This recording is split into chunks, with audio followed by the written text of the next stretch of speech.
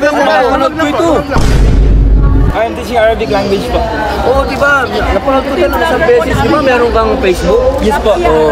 يعطيك العافية يا أخوي روبين، الله يعزك ويرفع قدرك ويعطيك العافية والصحة إن شاء الله تدخل الجنة وكمل اللي تحب.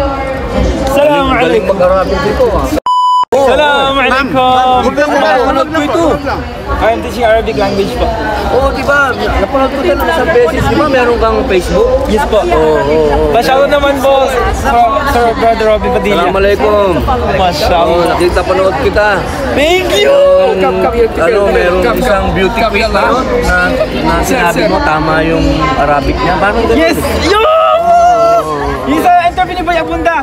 ما شاء الله يعطيك العافية يا أخوي روبين، الله يعزك ويرفع قدرك ويعطيك العافية والصحة إن شاء الله تدخل الجنة وكمل اللي تحب. السلام عليكم. سعودي لا ماني سعودي. muna, giveaway lang po muna. Thank you. Ito na picture. Okay. Ikaw nang bahala. Advocacy on Arabic becoming a language. Ya Rab, amin. Sige, sige. I was shocked! Napanood pala niya yung video ko! Ya Allah! It's an honor for me! I'm crying right now! Napanood niya yung video ko sa interview ni Boy Abunda! Ya Allah! Uy! Alam mo, na-overwhelm ako! Seryoso! Kasi sabi niya, sinalam pa niya, sabi ko, Assalamualaikum, brother.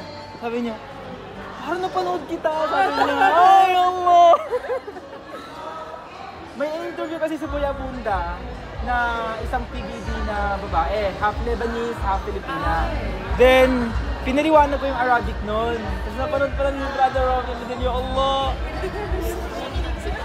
Hindi nakaka-overwhelm.